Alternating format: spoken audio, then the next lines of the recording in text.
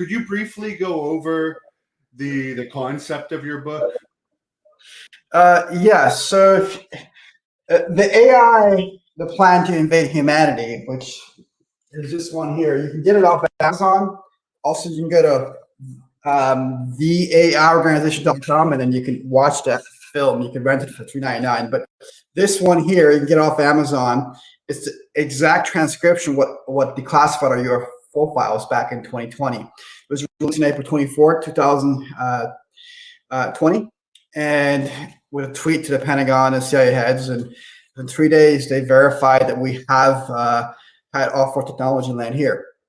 Then on December 8th, I did a tweet to the president saying, "Do you remember my film? Please declassify our UFO files." And he did that within 2 weeks. He put it in the bill in Congress. So that was declassified. And again, this has to do with our quantum technology and the whole smart city grid systems and how aliens have infiltrated and manipulated our civilization and our scientists to alter the human race and replace us. So for the movie that I'm doing, and we're doing crowdfunding and want your support, you can go to God Studios. I want you to go to godstudios.com, godstudios.com, and there's a sizzle trailer I put up there. It's just a sizzle trailer. But the film, the movie itself, is called AI Wars Alien Invasion. And the prologue, I have the prologue out, as I was trying to say, and it's very, very deep. But just to give you a brief introduction, AI Wars, the beginning, and you can get it off Amazon. 250 million years ago, there was an extinction of an alien race. Humans were not here, okay? And the main character here is called the Grey Lord. And then 200,000 years ago, and about 12,000 years ago, there was a destruction again of the human race and of all the aliens. It's called AI Wars of Destruction. Get off Amazon. And then the flood happens, and then 7,000 years ago, civilization starts anew again. So this is based off of facts and reality. From what I saw from using my visions and my third eye into prehistory. So I wrote it down into these two comics. The third one is called AI Wars Secret Invasion. And starts in 1938. And with the landing of our spacecrafts on our military and different intelligence agencies picking them up. So these are very, very deep. And I even have Eisenhower in here and certain concepts are very, very deep about how the UFOs and aliens come and go and ancient relics. I have someone with a question here. Does the whole tinfoil hat concept, why some people make fun of people that supposedly have tinfoil hats, was that people wearing those to try and prevent the aliens' telepathic connection with humans? Yeah, so in the past civilization and other dimensions, there's been humans, and one technology was developed in order to prevent, that's a good question, in order to prevent for your mind to be hacked or infiltrated or influenced, was not tinfoil hats, but something like it that they had and that they used, and that was to prevent external messages to hit you. It's from a different universe, in fact. Well, still within our dimension, by the way, of humans and life forms and so on. But yeah, that's a deep question. But it's also comes from our DNA that we remember these things because it's in the particles that make up our body. So somehow it was rethought up. So a tinfoil hat has many deep meanings behind it. So as far as the AI wars, is it too late at this point, or like has the plan or your theory of the plan already come into place and it's too late to do anything about it, or is there still come into play? It's almost too late. I put out a year and 4 months ago that there is UFO manipulation, and there is a danger of a war between China, Iran, Russia, North Korea against Israel, U.S., and Israel. It's in my trailer. And I asked the public, hey, would you please donate to this film so I can make it? And they just didn't believe it. And then what's been happening? Even the president of the United States, or the former president, just said last week, closest ever been to nuclear wars. So there are intel groups that look at agencies at the highest level that looked at what I put out.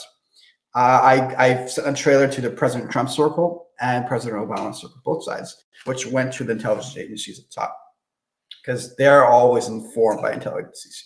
So yes, it's almost too late. But if someone can come in and give extra money towards this film, because I've coded the script in a certain way to decode and alter the future, then I could change things.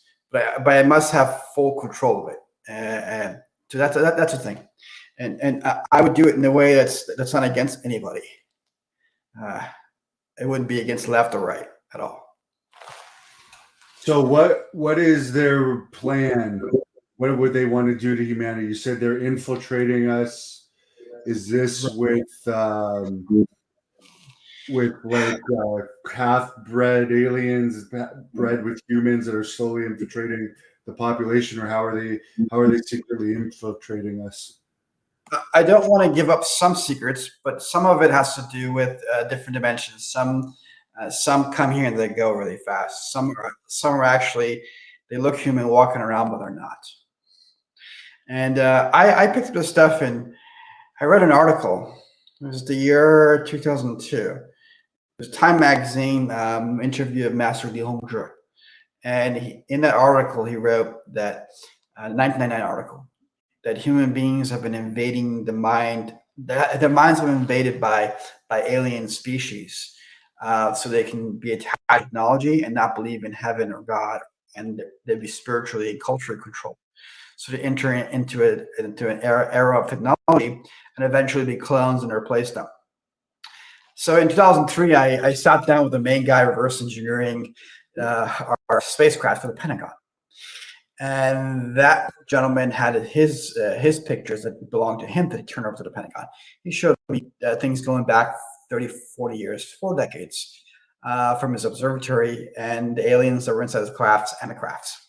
And I've ran into aliens before. I've fought aliens before. I've been attacked by them, and I've seen gray aliens. I've seen mixed ones, hybrid ones. I've been on Coast to Coast 6 times with Jordan. I talked about this.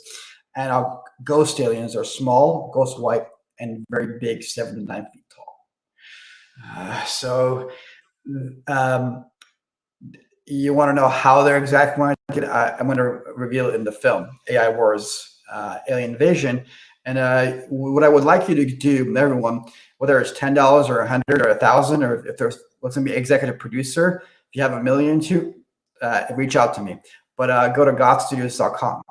And this movie will come out, and it won't be against anyone. But we'd like your support by donating and buying a bunch of these books, these comics, which will be, I believe, something very, very special for the future. So for these altercations you say you've had with aliens, could you explain more into that? In 2019, I put out a document. Let's say I don't want to go into detail of it. And I tried to warn the bioweapon, and then the document was against some big tech centers. And as soon as that happened, there was aliens, UFOs that astrally traveled with their avatars to attack me from the spacecrafts, and they broke through my energy field, and then they started attacking me, and I used the force to knock them back. But I started bleeding from my nose. That was the first one. Then I was in Stu Peters. I was on a show with him. I explained a future plan that they had about some things. And when I did that, 7 to 9 feet tall ones showed up this time. 5 of them. In New Zealand, I talked about on Coast to Coast, I ran into an alien. It looked human, but he wasn't. He had black eyes. And you can see in the dark, like me. I can see in the dark. But I'm not an alien. Would that sword even be able to do anything against them, or would it have to be other forces used? This sword will chop a bear's head off. Very, very sharp. It depends. The hybrid ones with their skeletal structure, yes. The ones that are electrical, no. You have to use someone like me that has a certain amount of energy. But they're in their crafts, most of them are not electrical beings. They have an exoskeleton. It's a little different from ours. It depends. So, and this is one of my favorite swords. Very, very sharp. It's a exact replicate of I think a 14th century Viking Norse sword. I have a bunch of other ones, but this is one of them. Oh yeah, are you trained in sword fighting? I trained in China with fighting monks for about a year, um, combat arts, but I trained sword fighting. But it was mostly uh, the Chinese way, which is more advanced than the European way. But yes, I also did fencing, two-sword fencing for a while, Italian style, with a saber and a dagger. That was for fun. That wasn't for combat. So what are the alien races that you are aware of? The different ones. The ones I've met, the ones I've run into, which are generally fights, it was the 7 foot to 9 foot white ghost aliens, the 3 foot white ghost aliens, the gray aliens, and some other reptilian ones I've run into, and some other ones I don't want to talk about. They're going to be in the movie. That no one's ever mentioned these before, and I'm going to keep them for the movie. It's something spectacular. Is there any that have bases on Earth now anywhere? Yes, underground, in the ocean, underground and in the ocean. Underground, how deep, and what would like the bases look like under the ocean? They have their own civilization under the ocean. So they have tried to, there's other civilization on the ocean that aren't really alien. They're just civilizations in there, and these aliens have actually tried to take things from them as well, or have taken things from Okay, so there's like warring races. them. Yes, Do some have actual good intentions for us, or is it all negative? mostly negative, because they belong from an older universe. And we human beings, this is our domain. So we have our own destiny, and it's for enlightenment.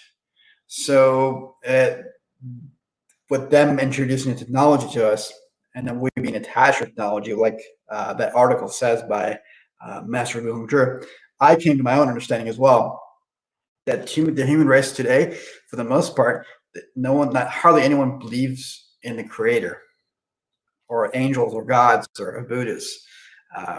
They really don't, because they believe that the universe or beings are watching them. So things are done behind the scenes. But the universe has a code to it. There's a justice between good and bad. And everything you do in your life is tallied for you or against you. There's a spirit in your body. So that is very, very important. And the more we're attached to technology, the more we're detached from faith and from enlightenment. Not to say that the people of the past were great when there wasn't much technology, but just giving you, sharing with you why it's important. So you say that everything's added up, good and bad, that you do through our lives, which most of us that are normal have that, including myself, of course. Who's judging you at the end, or what happens when you die? In your theory, Well, I've astral traveled a lot, quite a bit. When I was a much higher level and much better person than I'm today, as far as I had great wisdom and compassion. I think it was the year 2009. I was able to astral travel and travel past not just our universe, but dark past our black hole and see other universes, other dimensions. So there's a hierarchy to it. It's not what the um, Abrahamic faiths from Islam, Christianity, and Judaism teach, which is really limited to a small galaxy. It's very deep, very big, and your mind has to ascend to high levels to get there. And you're saying who's judging it? It's a built-in code in the universe, but that code is regulated or governed by celestial beings, which you call heavenly beings. But then some of those beings can be corrupt as well. So, the Greeks had this concept of the gods, right? And, it's kind of too bright behind me, but you've got Alexander the Great and then Lady of Justice behind me. But somewhere else in the house, I have a statue of Apollo. And the concept of the gods is really the same thing as angels. It's just semantics. But there's a creator, right? There's the concept of the creator, oneness. And that's what the Abrahamic faiths and the Zoroastrian faiths, which thought about monotheism, talks about Ahura Mazda. And then the Falun Dafa I mentioned, they believe that there's a creator, and the true principle of the universe has Jin, Shan, Ren, truthfulness, compassion, forbearance. Then you have the Tibetans, and Zoroastrians had good thoughts, good deeds, and good words. Pendadarnik, Gofdarnik, Kerdarnik. It's also Old Persian. So these faiths have an ancient root. So you ask who's judging this? It's the universe, but then there's universal beings or heavenly beings that judge us. What do they judge you for? Stealing, hurting people, hurting people's feelings, lust, desire, and just anything that's negative, jealousy, gossiping, all these things that add up into your body, into your mind, into your spirit, hurting people's feelings and betrayal, stealing, plagiarizing, which I complained about a lot in the past, and then all these things go against your spirit. They attach to you. You live, 50 years, 50 years, 100 years, nothing goes by like that. But your spirit, when it comes out, boy, everything you've done, you see it. There's a guy, I was doing a security job at the Barclays Center in New York. Before the VIP came up to him. He was shot in the throat, he told me, because he had a hole in his throat. He says to me, Cyrus, yeah, I was shot in the throat and I almost died. I saved myself. I'm like, how'd you save yourself? He says, shot in the throat, and then blood was coming out. I couldn't do anything. I was holding my throat. And then I was falling back, and then I was about to pass out. And every year that I lived, it was going backward. 38 years old, and it was going 37, 36, 35. He was seeing all of it up until almost he got to the age of 0, and he was about to pass out. And then he thought he's going to bite his tongue. Bit his tongue really hard. And he came to, and then he held, and the ambulance came and took him. And he was there. So that reminded me of a Persian story from Mevlana, which is Rumi, Sufis, which Sufis, when the Muslims, the Arabs invaded, they butchered and killed and made people, called people ajam, which means non-believer or not of the race. So they forced the Persian people to not practice their faiths. So the Persians, because they were very spiritual, was Mazdaism, Mithraism, and Zoroastrianism, they took all those things and called Sufism. And within Sufism, which is passionate, but it has old traditional, in AI Wars, by the way, I just cut myself off. But when you buy AI Wars at the beginning, you will see a Sufi story in comic form in here from 200,000 years ago, in fact. Very, very interesting. So I use my third eye to see the past. And this is very, very interesting. So this is going to be a great collection. You get AI Wars the beginning, AI Wars the destruction, and AI Wars secret invasion. And this all comes down to your question about judgment, right? So, yes. And we human beings all have a past. All of us have a past. Our spirits come from here. And you may want to ask that question, but yeah. Yeah, the one thing I will say though, and maybe I'm in trouble. I had my own neck injury where I almost died and other injuries, and I never had any like vision of going anywhere or anything bad. So that kind of scares me about the future of the spirit. Um, Someone just before we get on to that was asking about the Millennium Falcon behind you. What's the significance of that? The Millennium what? Is that the Millennium Falcon ship behind you? That's from, I think it's from Star Wars, in fact. I was trying to do, I was doing my trailer for the film, and AI Wars Alien Invasion. I don't think I put it in the trailer, but I bought a bunch of things from Target. That was one of them. I can see about put the light a little less so you can see back there. Oh but yeah, now I can see it. Yeah, yeah. yeah. So tell us more about the spirit. What, the human spirit or just spirit in general? The human spirit is what I'm interested in because You what's know, going to happen to me is what I want to know. what's going to happen to you, or what happens to everyone who doesn't make enlightenment? I'm asking you. Yes, both. I guess you could generalize it since we don't know each other at all. Well, I don't want to talk about your future because that's your future, and there's a concept of free will. But one can change one's future by one thing only, and it's a positive thing.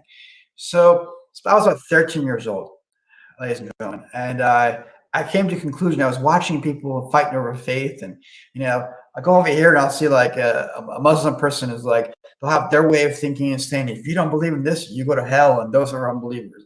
And you go to a Christian person, and like, they go to hell, and you go to Catholic, you didn't come to my church, you go to hell. You didn't believe in my God. And I'm like, and these are Abrahamic faiths. So I go to a Buddhist and say, my Buddha, da, da, da. I just realized, so I figured things out. I was 13 years old. And I realized, okay, why is it that we're here and weren't born in heaven? That's an interesting question. I come to the conclusion that means, we're put here for a reason. What's that reason? I thought about it. I was like, okay, I can feel that there is angels or something, and I can feel in my gut there is a God, and I can feel a past life, but I never call it a past life. I can feel that I had a spirit in the past, that I have a spirit. When I meet people, I felt deja vu all the time, a lot. This is before I got abilities, or I had abilities when I was a kid, but before they got really powerful. And to tell you just frankly, if you look at the Abrahamic faiths, it says we're all fallen, and that comes from the Persian, which talks about we had past lives, because we were born in heaven and then we're cast out. So you can't just have someone born here out of nothing, and that person grows old and they live a good life and they think they want to heaven, and then the other person dies at 10 years old. What kind of injustice God is that? And I realized there's a plan for everything. So, but if you have a chance, what is the purpose of being here? And what chances are that you have to catch on? I thought to myself, the chance is to figure everything out and then achieve immortality. That I researched into how to achieve immortality. If I meditate and if I do a lot of things, I can reverse my aging and look for the young. I took on a lot during the pandemic. I took on a lot of people.